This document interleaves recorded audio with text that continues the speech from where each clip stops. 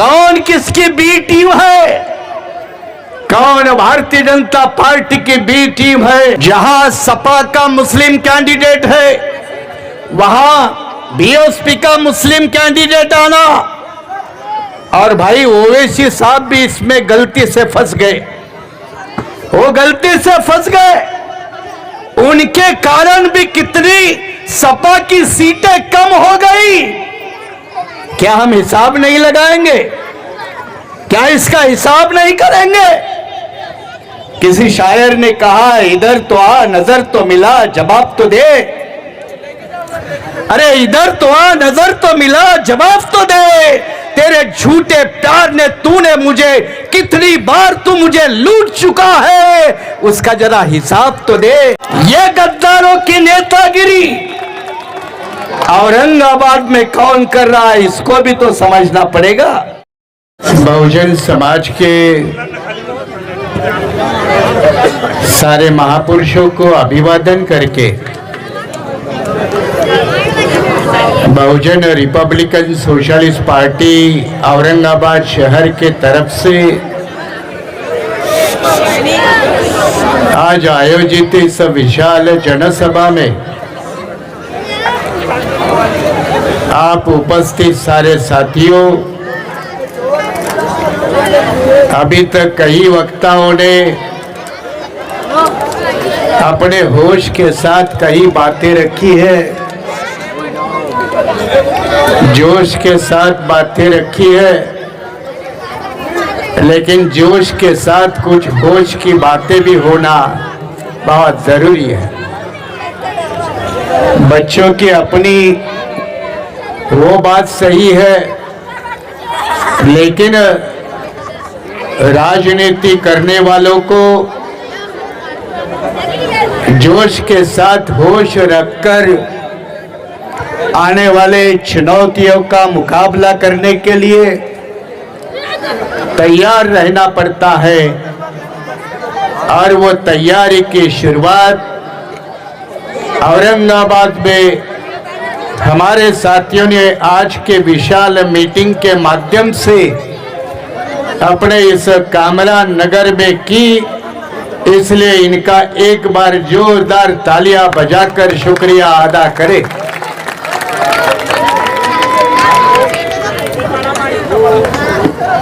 आज 20 मार्च है और 20 मार्च जिस दिन भारत के संविधान के निर्माता डॉक्टर बाबा साहब ने 95 साल पहले महाराष्ट्र के धरती पर महाड़ के शहर में अपने असली आजादी का आंदोलन शुरुआत करते हुए महाड़ में 14 तालाब इसका विशाल सत्याग्रह करके दुनिया के अनेक मानव अधिकार के आंदोलन में भारत के सबसे मजलूम लोगों का मानव अधिकार का आंदोलन डॉक्टर बाबा साहब अम्बेडकर ने महाड़ के 14 तालाब के किनारे हमारे मुक्ति का आंदोलन शुरू किया। उस आंदोलन को लगभग 95 साल पूरे हो गए। उस आंदोलन को भी याद करना चाहिए। और आप लोगों को शायद ये मालूम नहीं होगा, जो 20 मार्च 1927 में महाड़ के 14 तालाब टैंक के किनारे जो बाबा साहब का आंदोलन हुआ, उसको जगह देने वाले, वो जगह उपलब्ध करा के देने वाले पूरे कोकण प्रांत के अस्पृश्य समाज के लोगों को वहां आकर आंदोलन करने के लिए अपने जगह देने वाले हमारे मुस्लिम समाज के फतेह अली खान थे। ये मुस्लिम समाज के फतेह अली खान थे।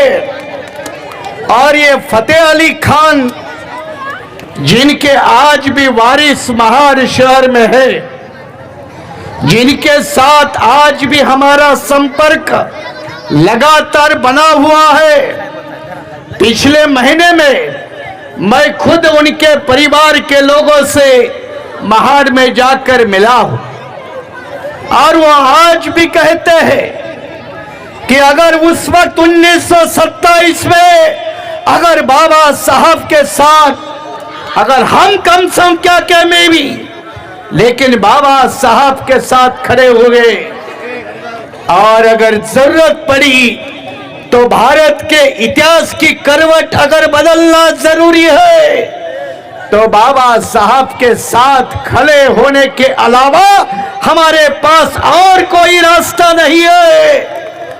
ये वो लोग समझते हैं जिन लोगों को राजनीति समझ में आती है, जिन लोगों को तारीख को सही समझने की कवायद करने आती है, वो लोग इन बातों को समझते हैं। और ये जब बातें औरंगाबाद जैसे शहर में आती है तो अभी मैं अपने साथियों के बात सुन रहा था और हिजाब को लेकर आप अपना आक्रोश प्रकट कर रहे थे। दरअसल 5 राज्यों के चुनाव हो रहे थे। कर्नाटक से लगा हुआ गोवा है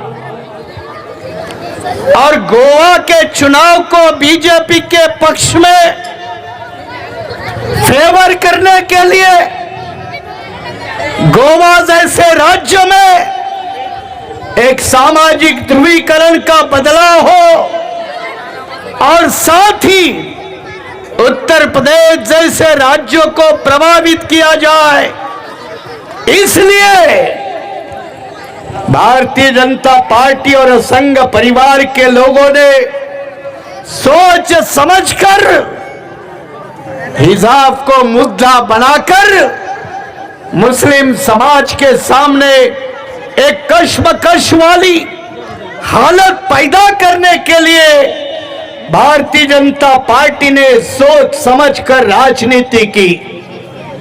कहते हैं जो दिखता है उसको कोई भी बता पाएगा, जो दिखता नहीं है उसको बताने की जरूरत है, उसको समझने की जरूरत है। और आपने देखा होगा कि उत्तर प्रदेश जैसे बड़े राज्य में वहां के भगवाधारी योगी ने इस बात को क्लियर करते हुए भविष्य की राजनीति 80 बनाम 20 होगी, इसका बार बार इशारा दिया। 80 बनाम 20 की राजनीति इस देश में होगी। ये बीजेपी का भगवाधारी योगी और उसके बाजू में खड़ा हुआ मोदी, दोनों की जुबान एक है, दोनों की जुबान एक है। लेकिन चंद मिनट पहले आपने कांशीराम की आवाज सुनी, उनका एक पुराना भाषण की आवाज सुनी। अगर एक तरफ बीजेपी का 80 बनाम 20 का फॉर्मूला आता है तो उसका जवाब कांशीराम का 85 बनाम 15 यही फॉर्मूला इस देश में जवाब दे सकता है। और ये 85 बनाम 15 का फॉर्मूला जब तक हम सामाजिक तौर पर, जब तक हम राजनीतिक तौर पर बड़े पैमाने पे सफल नहीं बनाएंगे, रोज हमें धोखे में रखकर दगा फटका और एक दमन के साए में जिंदगी गुजारनी होगी।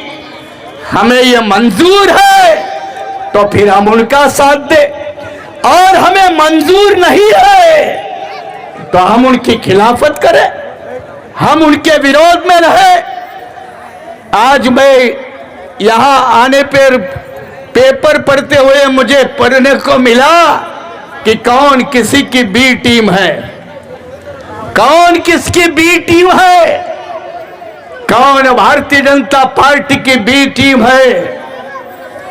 और आपने उत्तर प्रदेश में देखा मायावती बी टीम साबित हो गई। अच्छा लगे या बुरा लगे, मायावती बी टीम साबित हुई। और ठिकरा मुसलमानों के माथे पे फोड़ दिया। इन्होंने हमें वोट नहीं दिया, इन्होंने हमें वोट नहीं दिया, इसलिए हम हारे।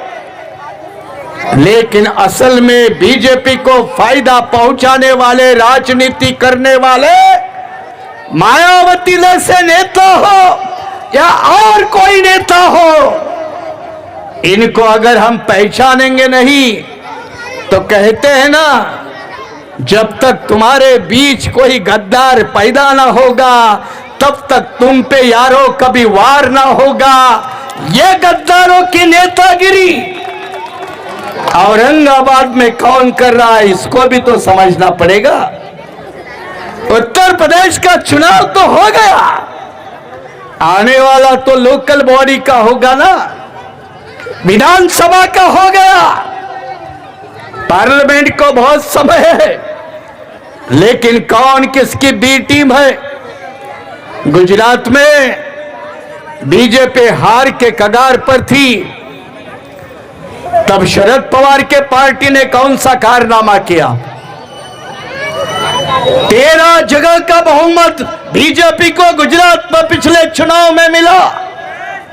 अगर कुछ दल सोच समझकर गुजरात में चुनाव लड़ते तो बीजेपी शायद वापस गुजरात में नहीं आती।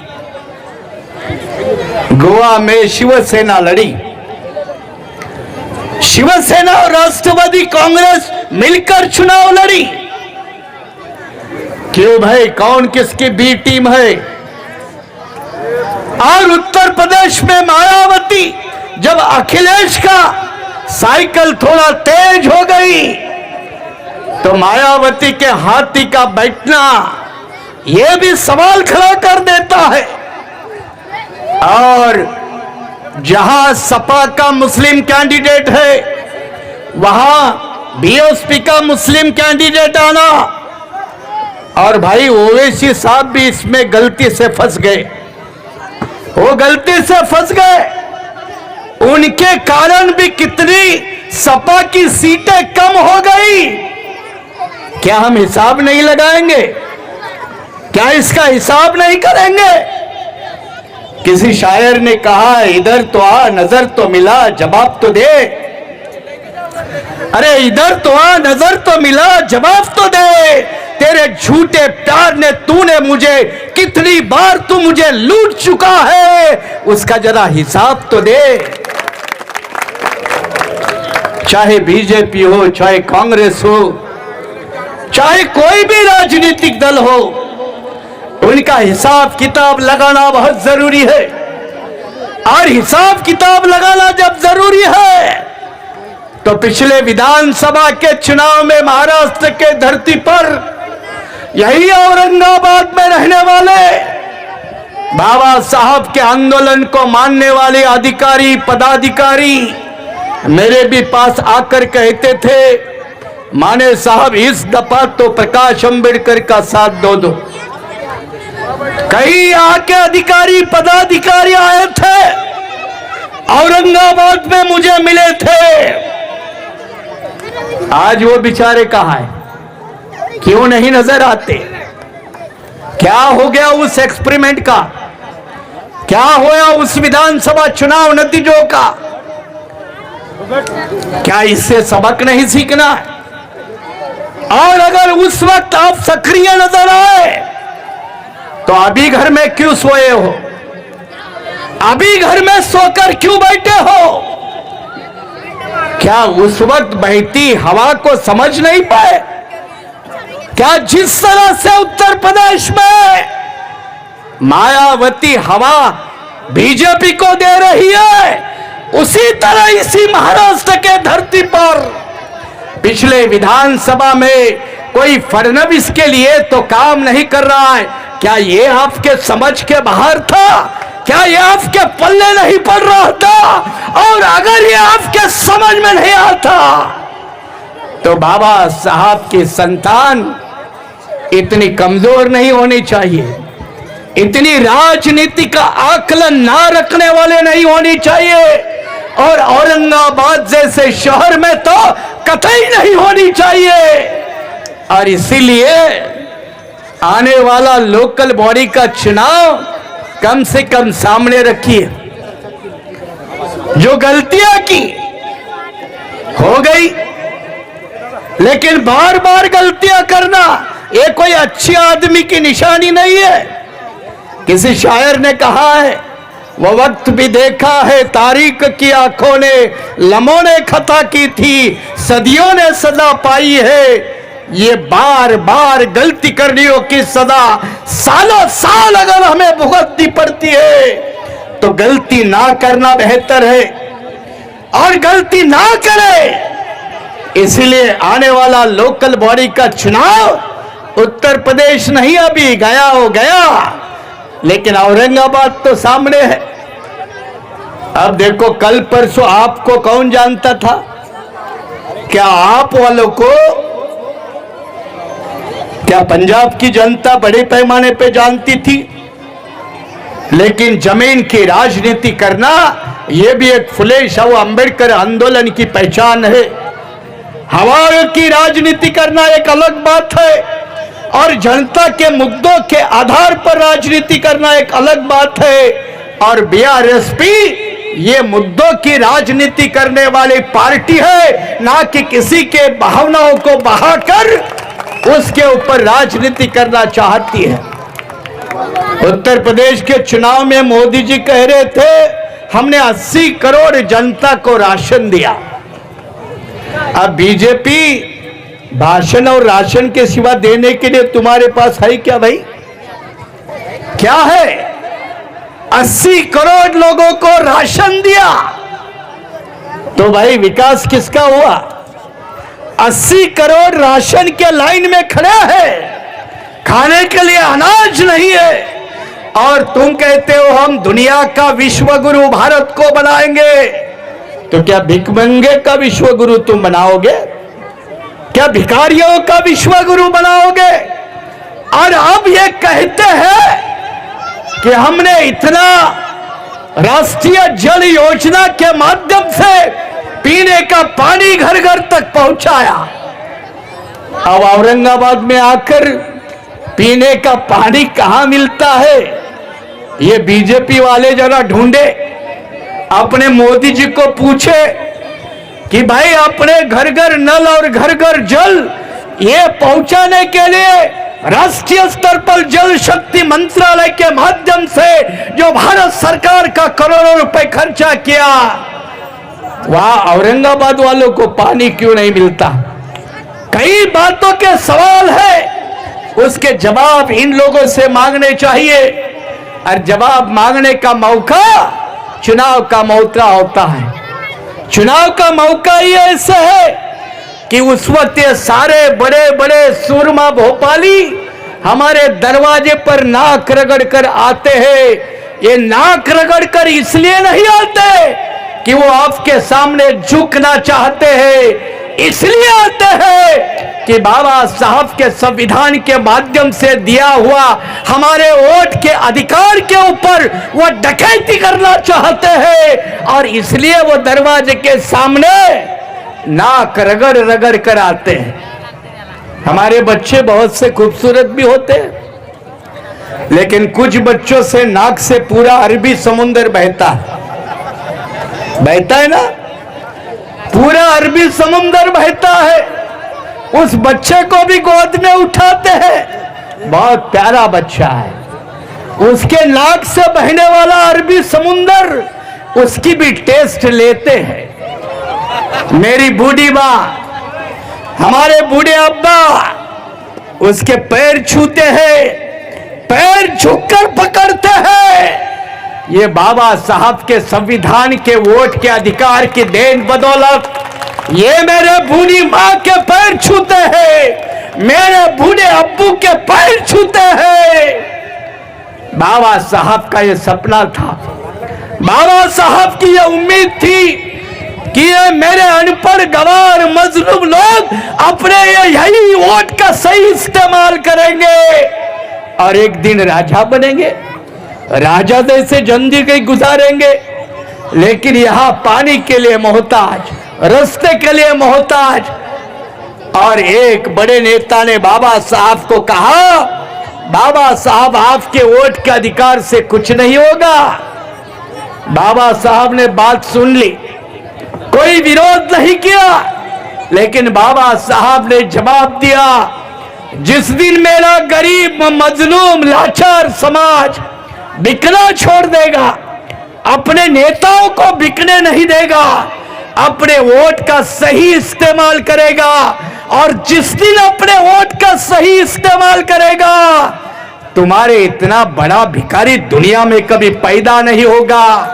ये बाबा साहब की जो बात है वो हम लोगों ने समझकर आने वाले दिनों में कव्वालियत तो सुनते रहेंगे, बहुत पहले भी सुन चुके हैं। जिंदगी भर गाना बजाना तो होता ही रहेगा, लेकिन मोदी का बजाना आप काम कब शुरू कर दोगे? और इसका ऐलान औरंगाबाद से करिए, इसी आशा और उम्मीद के साथ जो भी हमारे प्रबंधक साथी हैं उनका शुक्रिया अदा करते हुए, आप लोगों का शुक्रिया अदा करते हुए मैं आपसे विदा लेना चाहता हूं। जय भीम, जय भारत, खुदा हाफिज।